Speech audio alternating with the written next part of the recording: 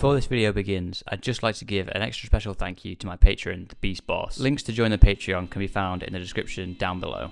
During this year's Children in Need telethon, we got a second preview for the upcoming Doctor Who Christmas special, Joy to the World. Here's what it tells us about this episode.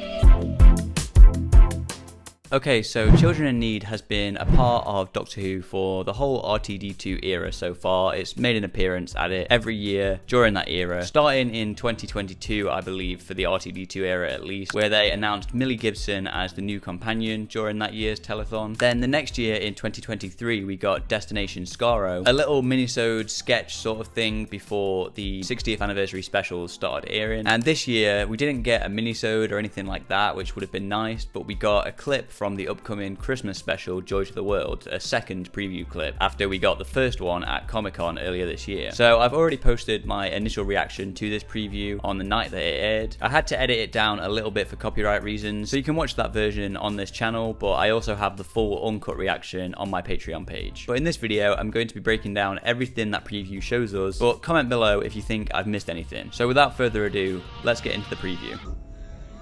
Wherever there's a corporation, there is PR. So the preview opens with the Doctor and Joy, played by Nicola Collin, on what appears to be a nice treetop cabin. So Stephen Moffat has recently stated that this episode will focus on a time hotel, where a future hotel chain makes use of time travel technology to sell their unsold hotel rooms in the past. Imagine in the far, far future, a hotel chain got hold of the idea of time travel. What's the first thing a hotel chain would do if they had time travel? They'd realize they had an opportunity to sell all the unsold nights in their own hotels in history. So this is likely one of those hotel rooms, with the door behind them likely being how they got there. And to back this up, in the previous clip we saw the same corridor behind the Doctor whenever he opened the door to a new location. And we get an indication as to when this particular hotel room is from towards the end of this clip. Evil must logo. So we then get a shot of this briefcase, the same briefcase we saw Melnak the Silurian holding in the previous clip, and we see that it has handcuffs attached to it. So I'm assuming they followed Melnak into this hotel room after he somehow eluded them at some point after the previous clip. Then the Villain Guard logo appears on a hologram coming from the briefcase after the Doctor uses his sonic on it, with the caption Conflict Solutions. So Villain Guard last appeared in Stephen Moffat's previous story, Boom, from season 1. However, they were also mentioned in the Doctor Dancers, and we also saw the Villain Guard factory in Twice Upon a Time. Vanguard is engaged in the creation of a customizable energy source, which is functionally infinite. So the hologram on the briefcase then states that Villain Guard is engaged in the creation of a customizable energy source which is functionally infinite. This is referring to the starseed, which was mentioned in the previous clip by Melnak the Silurian. The starseed will bloom, and the flesh will rise. And the Doctor states in this clip that it can destroy any living thing on the planet. If a starseed goes boom anywhere on Earth at any point in history, it will burn every living thing. He then also states that the starseed needs 65 million years to be ready. According to my calculations,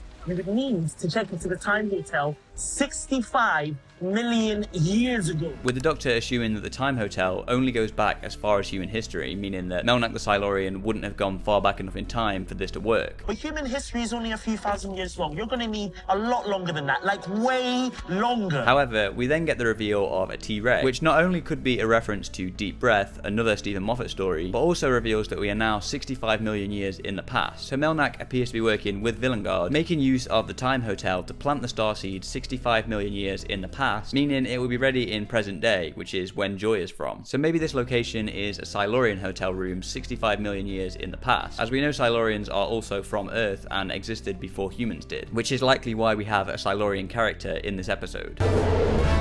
The T-Rex then eats the briefcase, which assumedly has the starseed inside of it, and its eyes glow to show that it's maybe sort of getting power from the starseed or something along those lines. And the clip then ends with the Doctor and Joy headed straight into the mouth of the T-Rex.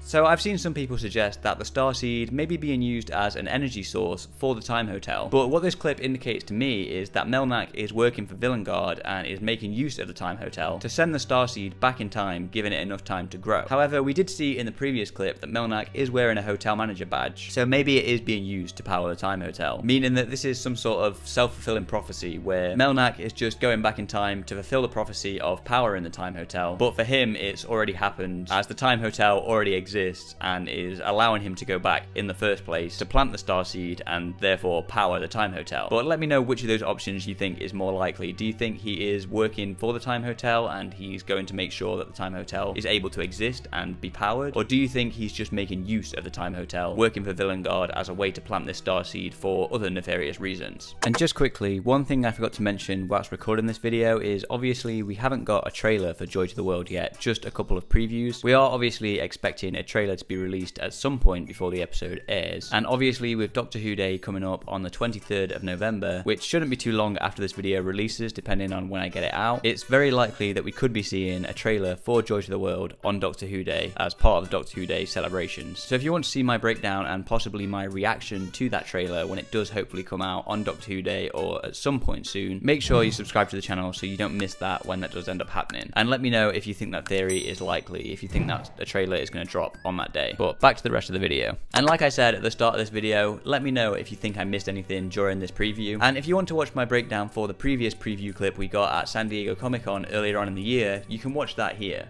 Thanks for watching.